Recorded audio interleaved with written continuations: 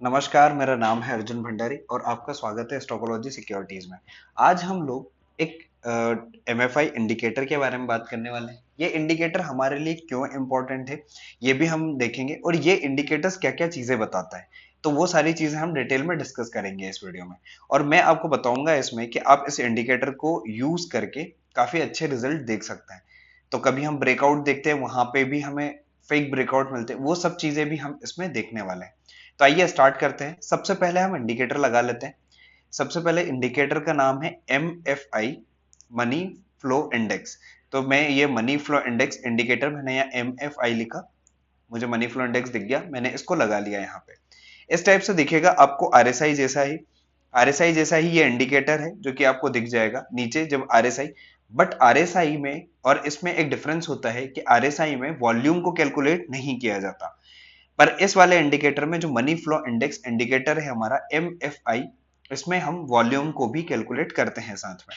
तो इसका कैलकुलेशन देख लेते हैं। इसमें क्या होता है, सबसे पहले जब मनी फ्लो इंडेक्स कैलकुलेट किया जाता है तो कैसे होता है, इसमें सबसे पहले एक टिपिकल प्राइस होता है।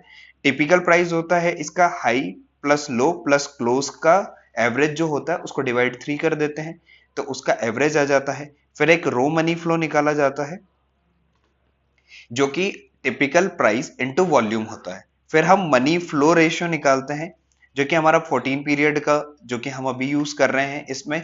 बाकी आप अलग अलग पीरियड्स का निकाल सकते हैं, जैसे आप इसको 9 कर सकते हैं, 10 कर सकते हैं। इसका मतलब ये हुआ, अगर हम डे टाइम फ्रेम पे यूज कर रहे हैं तो पास्ट 9 डेज का, 10 डेज का या 14 डेज का डाटा वो लेता है। अगर आप 14 यूज कर रहे हैं तो लास्ट 14 डेज का डाटा वो ले रहा है, उसका मतलब ये होता है।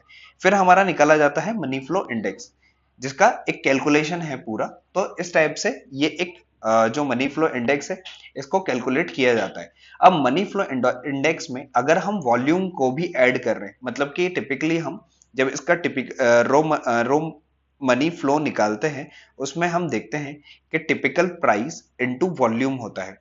वॉल्यूम भी इसमें दो टाइप के होते हैं। एक पॉजिटिव जो वॉल्यूम होते हैं हमारे, उसमें क्या है, जो बाइंग साइड का वॉल्यूम है ग्रीन वॉल्यूम होता है, एक हमारा सेलिंग कैंडल जो होती है उसका रेड वॉल्यूम होता है।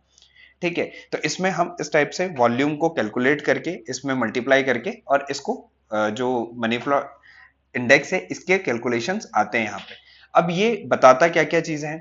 पहली चीज तो हमें बताता है कि हमारा जो प्राइस या ट्रेंड चल रहा है, वो ट्रेंड जो है उसके साथ साथ वॉल्यूम का भी उसमें एडिशन होना एक सपोर्ट करता है। मतलब कि अगर हमारा किसी जगह ब्रेकआउट हुआ है और वहां पे वॉल्यूम अगर उस ब्रेकआउट को सपोर्ट नहीं कर रहा है, तो हम देखते हैं कि ऐसे टाइप के जो ब्रेकआउट्स भी होते हैं वो फेल्ड ब्रेकआउट होते हैं।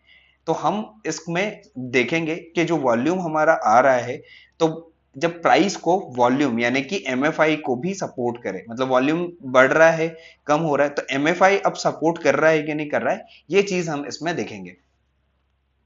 तो जैसे हम उसमें देखते हैं आरएसआई में, आरएसआई अगर आपको पता नहीं है तो आप दूसरा वीडियो जाके देख सकते हैं, आरएसआई पे भी हमने वीडियोस बना रखे हैं। तो आप यहाँ पे देखते हैं, जैसे आरएसआई में हम लोग देखते थे कि वहां पे हमारे क्या होते थे, 70 के ऊपर ओवरसोल्ड जोन होता था और 30 के नीचे ओवरबोट जोन होता था। मतलब कि हमारे जोन होते थे। इसमें भी सेम है, हम इसमें आपको 20 और 80 की रेंज दिख रही है। ये भी 0 से 100 तक ही होता है जो हमारा एम एफ आई है। इसमें 80 के ऊपर ओवरसोल्ड जोन होता है और 20 के नीचे ओवरबोट जोन होता है। अब इसमें हम देखें तो ये इसमें हम डाइवर्जेंस भी फाइंड आउट करते हैं। तो सबसे पहले अगर हम देखें तो आप देखोगे कि यहाँ पे जब भी ये 20 के नीचे गया है, ठीक है, यहाँ पे जब भी ये 20 के नीचे गया है, तो यहाँ पे क्या है, आपको बाइंग देखने को मिलेगी। आप किसी भी स्टॉक में लगा के देखना है इसको, कुछ स्टॉक 20 को टच करके ऊपर चले जाएंगे, कुछ स्टॉक्स में आपको 20 के नीचे जाता हुआ दिखेगा एमएफआई वहां पे। तो ये कुछ जगह आपको ऐसे दिखेंगे जहां पे प्राइस जो है जो एमएफआई में है, आपको नीचे 20 के नीचे वाला एरिया भी दिखेगा। यहाँ पे अभी हम देख रहे हैं तो ये 20 के नीचे गया हुआ है। ठीक है, और उसके बाद आपने देखा कि एक अच्छा यहां से बाइंग आई है। जब भी ये 20 के आसपास गया या 20 से नीचे गया है तो वहां पे एक अच्छी बाइंग देखने को मिली है। आप हर जगह देखें तो यहाँ पे भी आपको दिखेगी कि जब यहाँ पे 20 के नीचे गया उसके बाद एक रैली आई है जो इसको ऊपर लेके गई है। यहाँ पे भी जब ये आया 20 के पास तो यहाँ पे एक और रैली इसने दिखाई है। तो पहली चीज हो गई कि मतलब ये जब भी 20 के आसपास आता है, ये अपने ओवर सोल्ड जोन में आ जाता है, तो हमें वहां पे और बेचना नहीं है। मतलब कि मान लीजिए कि यहाँ पे हम एक सपोर्ट ड्रॉ करते हैं, यहाँ पे एक सपोर्ट ड्रॉ करते हैं यहाँ पे, तो हमें कि ये सपोर्ट ब्रेक होगा कि नहीं होगा, यहाँ पे आपको क्या चीज बता देगी कि ये वाला अगर एरिया या ये जोन ब्रेक होना चाहिए कि नहीं होना चाहिए, ये आपको एमएफआई बता देगा यहाँ पे।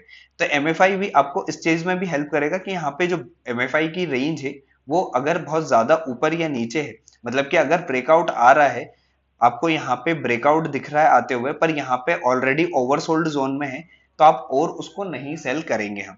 ठीक है, उसको यहां से हो सकता है एक बाइंग आ जाए। ठीक है, तो ये पहली चीज हो गई हमारी ओवरसोल्ड और ओवरबॉट जोन। दूसरी चीज हम बात करते हैं डाइवर्जेंस की। अब इसमें क्या है, डाइवर्जेंस जैसे आरएसआई में डाइवर्जेंस बनता है, ऐसे इसमें भी डाइवर्जेंस बनते हैं। अब डाइवर्जेंस कैसे फाइंड आउट करने हैं, आप यहाँ पे देख रहे हैं कि ये जब प्राइस यहाँ पे आया, ठीक है, तो ये वाला जो एरिया है यहाँ पे जब प्राइस इस टाइम पे आया, तो यहाँ पे था प्राइस, तो ये एमएफआई में आपको 20 के नीचे चले गया था। ठीक है, 20 के नीचे जब गया ये, तो यहाँ से आप देख रहे हो कि रैली तो आई है मार्केट में, बट थोड़ा सा प्राइस ऊपर गया है यहाँ तक और वापस नीचे गिरा है प्राइस। ठीक है, मतलब कि यहाँ पे कहीं पे आया तब प्राइस नीचे आया, फिर थोड़ा सा ऊपर गया और उसके बाद एक और फॉल दिखाया प्राइस ने। पर अगर हमने इसके नीचे के स्टॉप लॉस लगा रखे हैं और यहाँ पे कहीं पे बाइंग की है, क्योंकि यहाँ पे 20 के नीचे था, तो यहां से हम इसको होल्ड करके बैठे बैठे रह सकते हैं, क्योंकि यहाँ पे लास्ट जो प्राइस है उसके नीचे जाना चाहिए, तो हमारा स्टॉप लॉस हिट होगा। ठीक है, तो अभी यहाँ पे हम देख रहे, तो यहाँ पे आप देखोगे तो यहाँ पे हम जब देखें इसको, ठीक है, तो यहाँ पे ये जो आपको दिख रहा है, यहाँ पे ये वाला आपको स्ट्रेट लाइन दिख रहा है, बट यहाँ पे जब हम देखें इसको इसमें, तो यहाँ पे ये आपको इस टाइप से दिखेगा। तो यहाँ पे क्या है, प्राइस और जो हमारा जो प्राइस है और जो हमारा एमएफआई है, उसमें क्या है, एक डाइवर्जेंस फॉर्म हुआ। डाइवर्जेंस फॉर्म हुआ का मतलब ये है कि यहाँ पे आप देखोगे तो एक प्राइस, यहाँ पे जो एमएफआई है वो स्ट्रेंथ दिखा रहा है, मतलब कि वॉल्यूम यहाँ पे इंक्रीजिंग बाइंग साइड में ज्यादा है, यहाँ से एमएफआई एक स्ट्रेंथ दिखा रहा है, पर प्राइस यहाँ पे गिर रहा था। ठीक है, प्राइस यहाँ पे गिर रहा था, और उसके बाद आप देखोगे यहाँ पे एक डाइवर्जेंस आया जिसमें प्राइस उस जगह पहुंचा ही नहीं है और एमएफआई बहुत अच्छा लेवल ऊपर ऑलरेडी था। ठीक है, तो उसके बाद यहाँ पे देखोगे तो एक बहुत अच्छा मोमेंट दिया प्राइस ने, तो यहाँ पे आपको एक बहुत अच्छा मोमेंट देखने को मिला। ठीक है, उसके बाद जैसे ही आ रहे हमारा ये जो है, इसको मैं दिखाता हूँ आपको। ये जब आपका एमएफआई आपका 90 के आसपास पहुंच गया, इस वाले एरिया में देखेंगे तो ऑलमोस्ट हमारा प्रॉफिट बुकिंग आ गया यहाँ पे। तो यहाँ पे क्या है, हम नीचे का एक ऐसा लगा के बैठ सकते हैं कि इसके नीचे प्राइस नहीं जाए, उसके ऊपर अगर जा रहा है प्राइस, तो यहाँ पे बहुत बार ऐसा होगा कि आपको हॉरिजॉन्टल लाइन बनती हुई दिखेगी, क्योंकि इसकी रेंज 100 तक ही है। ठीक है, एमएफआई की, तो ये 100 तक ही आपको शो करेगा। उसके ऊपर अगर प्राइस कंटिन्यू जा रहा है, स्टॉक में बहुत अच्छी बाइंग है, कुछ भी है, तो वो यहाँ पे दिखाएगा। या फिर हो सकता है कि प्राइस ऊपर जा रहा है और यहाँ पे एक डाइवर्जेंस बन रहा है।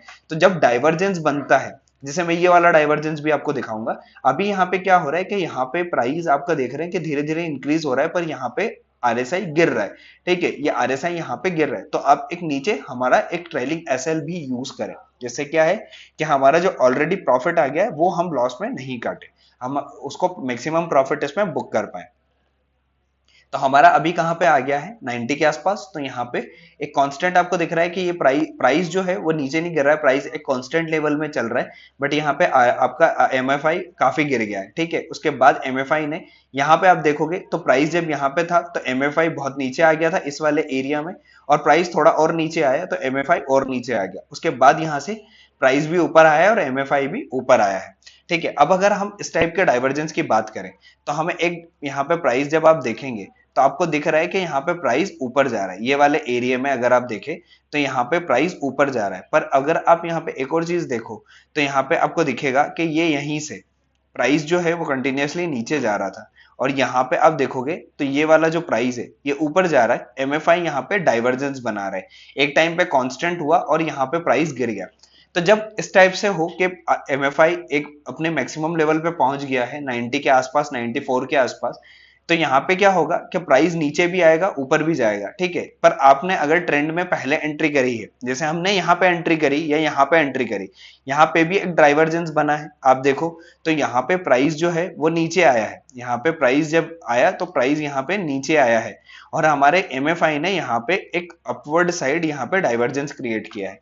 तो जब डाइवर्जेंस क्रिएट किया यहाँ पे, तो हमें यहाँ पे बाई करना चाहिए था, हमने यहाँ पे कहीं पे बाई किया अगर, तो यहाँ पे हम इस रैली में बैठे हुए हैं जब तक हमारा प्राइस, तो यहाँ पे हम एक ट्रेलिंग एसएल टाइप से यूज कर सकते हैं। पर जब डाइवर्जेंस बन रहा है, तो डाइवर्जेंस बन रहे हैं जब भी, तो हम थोड़ा सा केयरफुल हो जाए, वहां पे हो सकता है कि प्राइस एक टाइम के बाद जाके होल्ड करे और फिर गिरना स्टार्ट हो जाए,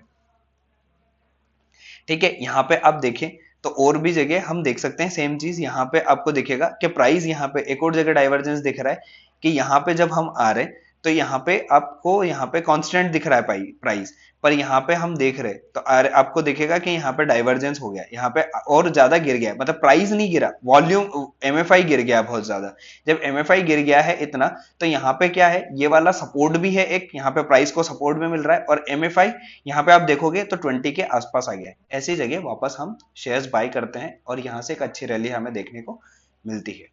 तो इस टाइप से हम एमएफआई को यूज कर सकते हैं। एमएफआई में हम अब आपको देखते हैं कि जब हमारे स्विंग बनते हैं, जो भी स्विंग हाई या स्विंग लो बनते हैं, उनके साथ साथ आपको एमएफआई भी इंक्रीजिंग साइड दिखना चाहिए। अगर वहां पे एमएफआई उसको सपोर्ट नहीं कर रहा है प्राइस को, तो वहां पे थोड़ा सा केयरफुल रहें और अपना ट्रेलिंग एसएल के साथ फिर काम करें, ठीक है। और यहाँ पे अगर ब्रेकआउट आना है, तो आप यहाँ पे देखिए कि अगर किसी जगह ब्रेकआउट आने हैं तो वहां पे जो एमएफआई का वैल्यू है वो नीचे होना चाहिए, नहीं तो यहाँ पे क्या है, एमएफआई ऑलरेडी बढ़ा हुआ है। जैसे यहाँ पे अगर यहाँ पे हम देखें तो यहाँ पे ब्रेकआउट आना, ये ब्रेकआउट आएगा कि नहीं आएगा, या यहाँ पे प्राइस ऊपर जाएगा कि नहीं जाएगा, या आप इससे देख सकते हैं कि एमएफआई हमारा किस जोन में है।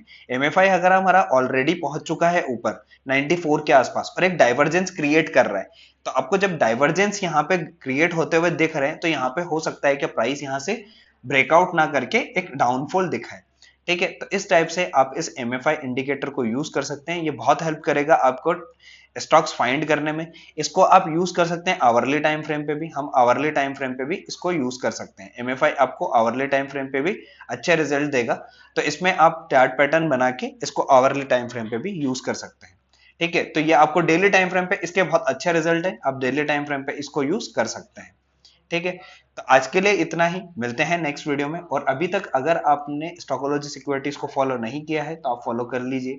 हम स्टॉक्स पे भी वीडियो लेके आते हैं, जिन स्टॉक्स पे हमारा फंडामेंटल और टेक्निकल एनालिसिस करते हैं, उनके भी हम एंट्री प्राइस और एग्जिट प्राइस आपको बताते हैं, तो उनमें भी आप इन्वेस्टमेंट कर सकते हैं। आज के लिए इतना ही, थैंक यू।